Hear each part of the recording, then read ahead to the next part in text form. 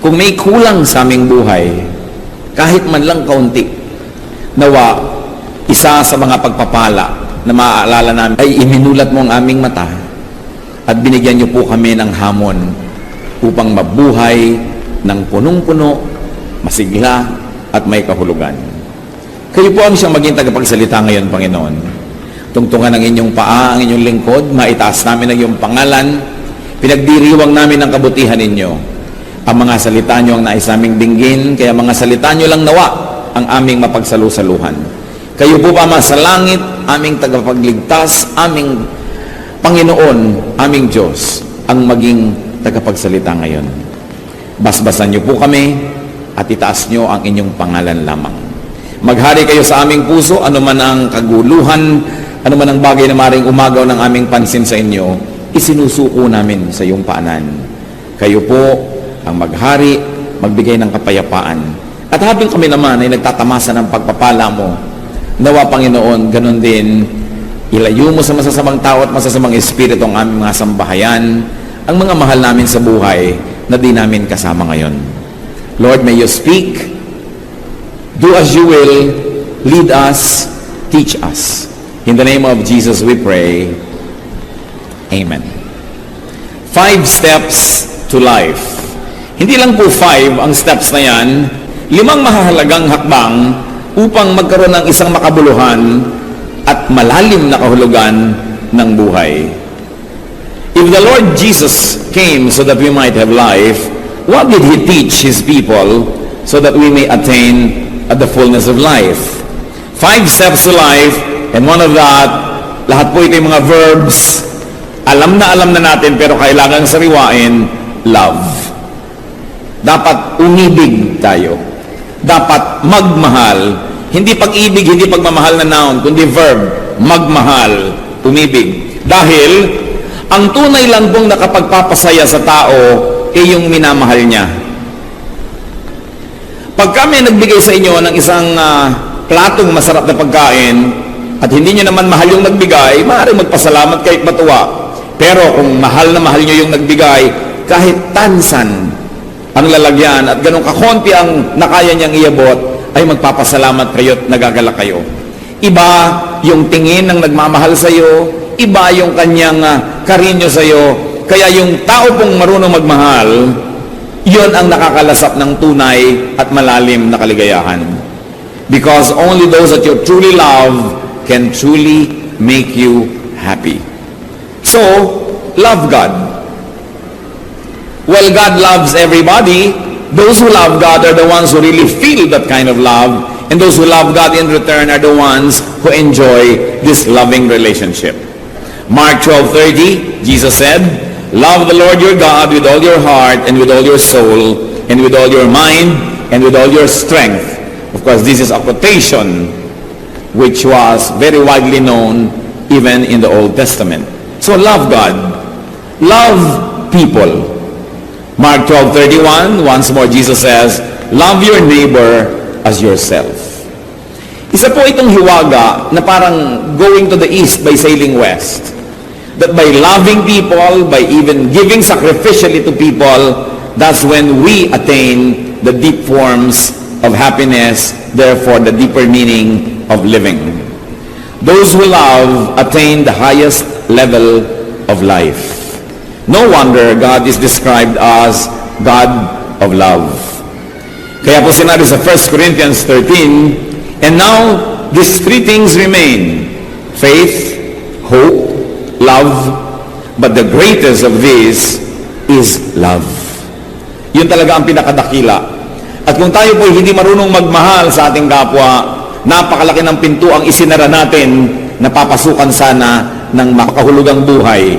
Napapasukan sana ng maraming kulay, hugis, musika, ng buhay na punong-puno at makahulugan. Another verb, another step to life, give. Give to God. Mark 12:17, Jesus says, "Give to God what is God's." Give to people. Romans 12:13, share with God's people who are in need. So, ito pong pagbibigay sa Diyos, sa ating kapwa, pinanggagalingan ito at pinagbabalungan ng napakalalim na uri ng kagalakan na yun lamang mga marunong magbigay na taos-puso ang nakababatid. Yung mga ibang hindi mapagbigay sa Diyos, sa kapwa, akala nila nakakalamang sila. Akala nila kawawa yung palabigay dahil laging nagsasakripisyo, laging nawawalan dahil nabibigay sa iba. Ang hindi po nila nababatid, may kaligayahan yun na yun lang talagang tunay na totoong mapagbigay ang nakakadama. So many people miss out on great happiness, on great meaning of life without even knowing it. So give to people you love. 1 Timothy 5:8, if anyone does not provide for his relatives, and especially for his immediate family, he has denied the faith and is worse than an unbeliever. So inaasahan, itinuturo na mamahalin at bibigyan natin ng maaari nating dapat ipagkaloob yung mga mahal natin sa buhay. But then also, we are not limited to that. Give to people you do not love. In fact, probably people you do not even like. Romans 12:20, if your enemy is hungry, feed him. If he is thirsty, give him something to drink. In doing this, you will heap burning coals on his head. Akala nung iba, sa paggawa ng mabuti, doon sa hindi gumagawa ng mabuti sa atin, doon sa mga kumakalaban sa atin, sabi, you will heap burning coals on his head. Na parang nilagyan mo ng baga na nag-aapoy at napakainit ang kanyang tuktok at tuloy nahirapan siya at naparusahan mo. Subalit kung titingnan po natin yung cultural significance ng kasabihang ito, sa Israel po noon ang lahat ng bahay dapat ay may apoy. Hindi dapat namamatay ang apoy dahil kung magluluto ka, wala namang posporo, hindi uso yun. At hindi dapat namamatayan ng apoy maski man lamang ilawan sa gabi sapagkat ayaw nila ng madilim. Ngayon, kung namatay ang apoy at nawala ng apoy ang isang bahay, anong gagawin niya? Kakatok siya sa bahay-bahay, hihingi siya ng uling o kaya ay ng baga na mainit para maiuwi niya sa kanila at yun ang pagsiwala ng apoy niya na gagawin sa kanilang kalan. Kaya sabi, ang pagbibigay, maging doon sa iyong kaaway, ay parang ganito, you heap burning coals on people's head, not to torture them because you put the coal on a pot. Inilalagay naman niya sa isang palayok o isang sisidlan, kundi binibigyan mo siya muli ng pag-asa. Binibigyan mo sila ng tulong at binibigyan mo siya ng muling kahulugan ng buhay. At kung taglamig, ay binibigyan mo ng init ang kanyang buong tahanan. So hindi ito para manadista, kundi para tunay na maging matulungin. So we give to people that we love and we give to people that we do not love. Yun pong pagkakamal, pag-iingat at pag-iimpok para lang sa sarili at akala niya pag hindi siya nagbibigay at sinasarili niya ang kanyang pera, ang kanyang pagkain, ang kanyang kotse, ang kanyang bahay, akala niya lamang siya noon. Ang hindi niya alam, siya ang nawawalan. Because hoarding and keeping can be uncomfortable. Hoarding can be painful and even unhealthy. Ang katawan nga po natin, kailangan mag-discharge ng mga bodily wastes. Because when you do not discharge and you do not pass it on and let it pass out, what happens? You get poisoned. Kaya sabi sa Luke 12:15, watch out, be on your guard against all kinds of greed. A man's life does not consist in the abundance of his possessions. Hindi nasusukat ang buhay sa dami ng iyong itinago, sa dami ng iyong inimpok, at sa dami ng iyong sinasarili, bagamat may nangangailangan, lalo pa nga't mahal mo sa buhay, at kahit pa nga matatawag na kaaway mo, ay sinasabing huwag pa ring pagdamutan. Hebrews 13:16, do not forget to do good and to share with others, for with such sacrifices, God is pleased. At kung natuwa po ang Panginoon sa ating mga sakripisyo, sa pagbibigay sa ating kapwa, mahal man natin o hindi, mabuti man sa atin o hindi, mayroong magandang nangyayari. Natutuwa ang Diyos. At kung siya'y natutuwa, siya'y nagbo-blow out.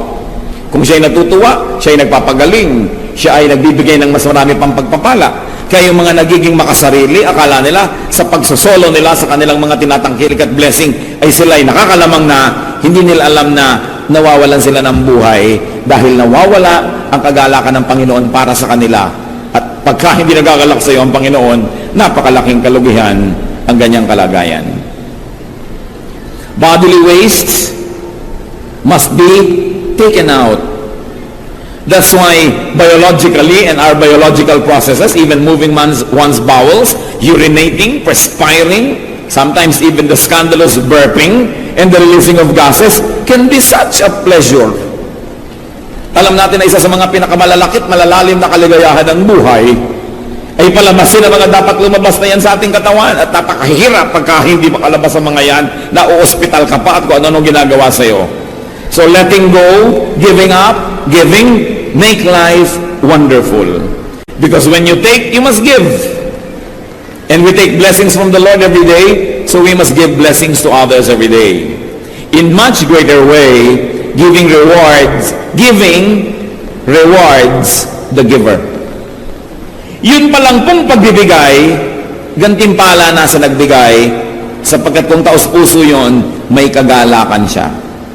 Merong isang uri ng kagalakan na ilang mapagbigay ang nakakadama. So we must discover or rediscover life in giving. Hindi tayo padadala sa turo ng sanlibutan na be wise, think of yourself, be selfish, dahil mawawala yung napakalaking pagpapala na tanging sa pagbabigay lamang natin nalalasap. Kaya ang conclusion sa Acts 20:35, it is more blessed to give than to receive.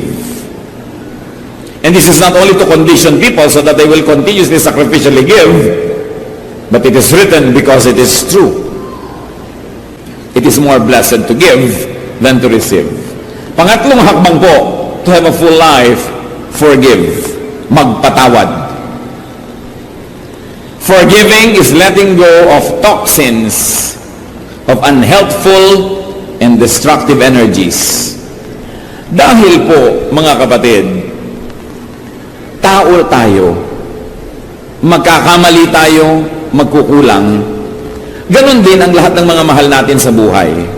Ganon din ang mga pinapahalagahan natin, maging ating kabiyak, anak, magulang, kapatid, pinsan, kaibigan, kapitbahay, kapwa manggagawa. Darating at darating ang panahon, kung hindi pa dumarating, magkukulang yan sa atin. Magkakasala, magkakamali. Sapagkat lahat ng tao ay magkakamali at magkukulang, magiging miserable ang buhay ng lahat, liban na lang matuto tayong magpatawad. You can never ask perfection from people around you. They will be short of your expectation. They will probably commit errors intentionally or unintentionally. So who is a happy person? A happy person is not the one who is never offended by anybody, because there will always be people who will offend us. A happy person is a person who knows how to forgive. Kung gagawin po natin pamantayan para maging masaya, yung walang nagkakamali laban sa atin, magiging miserable tayo dahil laging may magkakamali. So sino ang masaya? Yun lang marunong magpatawad. Yung tinatanggap niya na magkakamali at magkakamali, magkukulang ang kapwa. At lalo't nangyari na at tapos na, ano pang gagawin natin? Alam naman, magmukmuk na lang tayo buong buhay, magtanim ka ng sama ng loob habang buhay, at huwag mong kausapin ang dating mahal mo buong buhay. The way to have life is to forgive. The only way to keep on living is to forgive. Because if you're going to be a prisoner of other people's errors against you, you will never be happy. The only way to transcend and to deal with the shortcomings of people around us is by forgiving them. Kung sa pagpapatawad po kayo aasa, hawak nyo sa kamay nyo ang inyong kaligayahan kasi kayo ang magpapatawad. Pero kung iaasa nyo na perfect sila at pag nagkakamali sila, magagalit kayo, magiging malungkot kayo dahil walang perfect. So magpatawad. Colossians 3:13-14, bear with each other and forgive whatever grievance you may have against one another. Forgive as the Lord forgave you, and over all these virtues put on love, which binds them all together in perfect unity. Kaya talagang tama yung sabi ng isang awit, pag-ibig lang ang susi ng lahat. Kung tayo iibig, magmamahal, kakambal ang pagpapatawad. Kaya pag may ikinakasal po ako, madalas sinasabi ko, huwag lang kayong magsumpaan na magmamahalan. Magsumpaan din kayong magpapatawaran. Dahil baka nga hindi pa natatapos yung wedding ceremony, nagkakainisan na kayo. Pero habang kayo'y nagpapatawad, tuloy ang inyong pagiging mag-asawa. Kahit may nagkakamali, parehong nagkamali, pag nagpapatawad, tuloy. Sino po ang hindi nakakatuloy na relasyon? Yung hindi nagpapatawad. Pero pare-pareho lang na-offend, pare-pareho lang nadedesmaya, pare-pareho lang kung minsan nabibigo. Very important. Pang-apat po na hakbang para magkaroon ng sigla ang ating buhay, verb pa rin, fight. Not with your spouse, not with your parents, not with your brothers and sisters. Fight. Dedicate yourself to a great warfare. Dedicate yourself to wholesome, good, and sacred warfare. In other words, brothers and sisters, be at war with something bad. Go to war for something good. Isa po na naobserbahan ko sa buhay, yung mga taong pag tinanong mo, kumusta po? Eto, tinatamad. Eto, walang sigla. Eto, walang magawa. Itong mga taong to, walang giyera sa buhay. Kaya mahalaga may giyera kayo sa buhay. Even God is at war with evil. So the people of God must be at war. We must be at war with something bad. And we should go to war for something good. So dapat meron po tayong cause. Meron kayong isang adhikain. Meron kayong sinasalihang isang movement o isang bagay na nais baguhin ang mundo, ang buhay o mga aspeto ng buhay. Like, gusto nyo bang masugpo? Halimbawa, yung pagtitinda ng sigarilyo sa mga kabataan. Gusto nyo bang masugpo ang pagtitinda ng drugs sa kahit kanino man? Isang cause yan. Gusto nyo bang linisin ang lahat ng ilog ng Pilipinas? Linisin ang Laguna de Bae? O kaya linisin ang ilog Pasig? Gusto nyo ba na arugain ang mga taong lansangan? O kaya ay wakasan ang trafficking of children and women?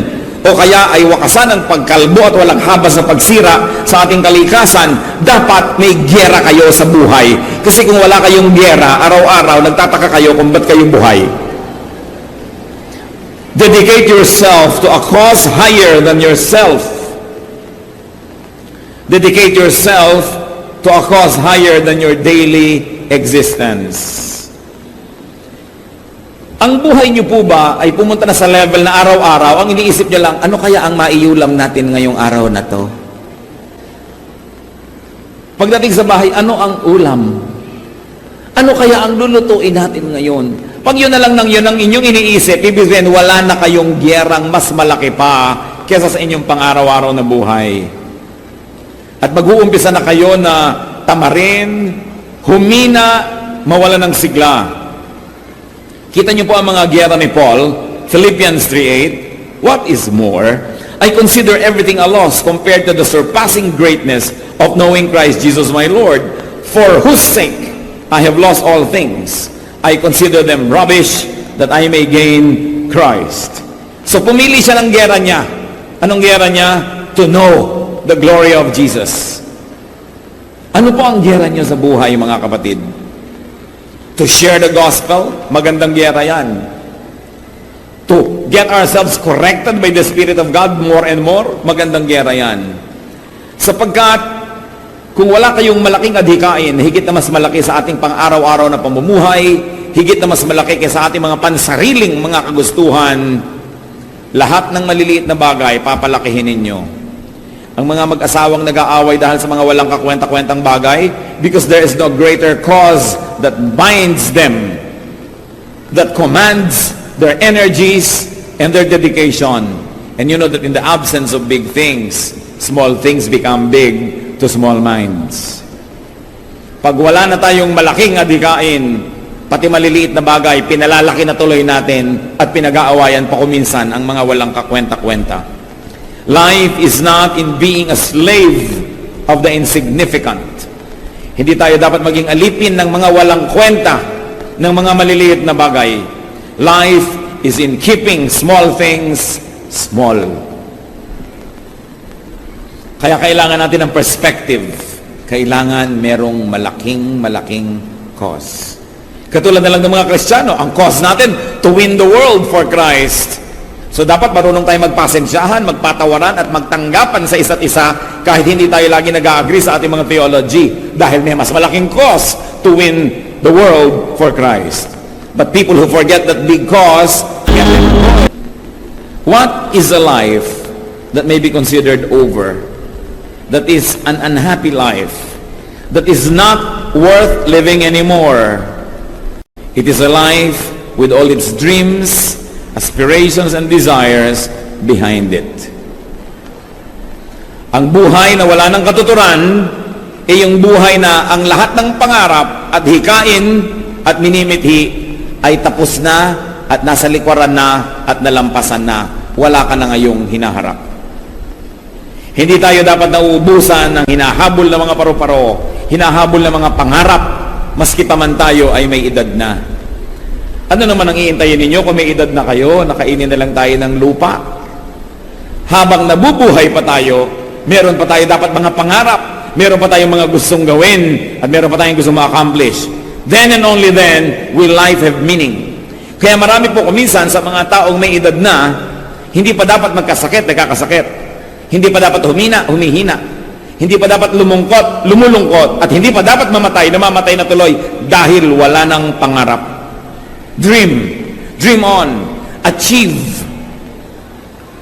Hindi mo sasabihin, tapos na ako sa lahat, nagawa ko na lahat, tapos na ako lahat, pero buhay ka pa, alam ka naman nagkakamali ang Diyos. Meron ka pang katuturan at meron pang dapat gawin. Philippians 3:13-14. One thing I do, forgetting what is behind and straining toward what is ahead, I press on toward the goal. At nung sinabi naman ito ni Paul ay hindi na siya bata. Napakarami nang nagawa sa buhay at pwede na magpahinga. Pero sabi niya, one thing I do, nililimot ko na yan, tapos na. Hindi na ako nagdadramang bukid sa nangyari. Hindi ko na itinatanim pa yung mga sama ng loob na yan. Hindi ko na inuungkat-ungkat pa sa mahal ko sa buhay yung pagkakasala niya sa akin noong 1972. Hindi ko na pinanghihinayangan pa na hindi ako naging ganito, hindi ako naging ganon, hindi ako pinanganak na mayaman. Tapos na ang tapos. Pati ang mga kasalanan ko na natapos na, tapos na. Ang mahalaga sa akin, patuloy pa to run the race. Because at the end of the race is the Lord Jesus waiting for His people. So, run your race. Habang humihinga pa tayo, may katuturan pa at may misyon. At kung wala na kayong maisip noon, mag-isip kayo sapagkat meron. Otherwise, it's probably a mistake of heaven that you are still alive. The Lord Jesus taught and modeled the ways to happiness. And among them, we mentioned 5. Love, give, forgive, fight, dream on, and be happy. Ecclesiastes 3:12. Solomon, the wise man, said, I know that there is nothing better for men than to be happy and to do good while they live. So let's continue to do good, but let's also continue to be happy. Do not let even religion deprive you of happiness. Do not be deceived into thinking that religiosity is only a matter of sacrifice, that is only a matter of not having a life. Because Jesus said, I came that they might have life and have it to the full. Panginoon, salamat sa inyo pong mga paalala sa amin. Salamat po sapagkat kayo yung mapagmahal, maalalahanin, at nais kami magkaroon ng buhay na matatag, masaya, at kung hindi man laging maginhawa, buhay na may katuturan, buhay na may misyon. Sa pagyuko namin sa iyong presensya, O Diyos, suriin mo po ang aming puso. Nais din naming makisuri. Ipakita mo sa amin, Panginoon, kung masasabi namin ang buhay namin ay may katuturan, and it's exciting, and there is so much to do, o kaya masasabi namin ang buhay namin parang wala ng kahulugan, parang wala nang nangyayari, parang walang direksyon. Kung kayo, kapatid, kabilang doon sa pangalawang grupo, na masasabi niyong parang wala na akong direksyon, di ko malaman ang gagawin ko, parang walang excitement ang buhay, nais kong manalangin para sa inyo. Yumuko kayo sa presensya ng Diyos, saan man kayo naroon ngayon. Hihingi tayo sa Diyos ng isang mahimalang paghipo na makita nyo ang maaring hindi nyo na pagpapapansin kung ano pa ang mga misyon na dapat natin gawin sa buhay. Panginoon, kung meron sa aming kalagitnaan, sino man na maaaring i-consider niya ang kanyang buhay na parang wala ng katuturan, wala ng kahulugan, wala ng meaning, o kaya'y walang kabuhay-buhay, walang kasigla-sigla. Kausapin mo, Panginoon, ngayong Espiritu. Espiritu niyo ang kumausap, Panginoon. Ibulong niyo kung ano pa ang mga nais niyong gawin namin sa buhay. Sa marami nang nagawa, ano pa? Sa wala namang nagawa, ano ang dapat gawin? At sa nalilito, kaliwanagan ang ipagkaloob niyo, Panginoon. Nais niyong makita ang isang buhay na masigla, isang buhay na naghihintay, anticipating, and excited for tomorrow. Hindi yung isang buhay na parang hinihila ang paa at mabigat ang paglakad ng panahon. Pakita mo sa amin, Panginoon. At sa bawat kapatid naman, nakitang-kita ang kanilang misyon sa buhay.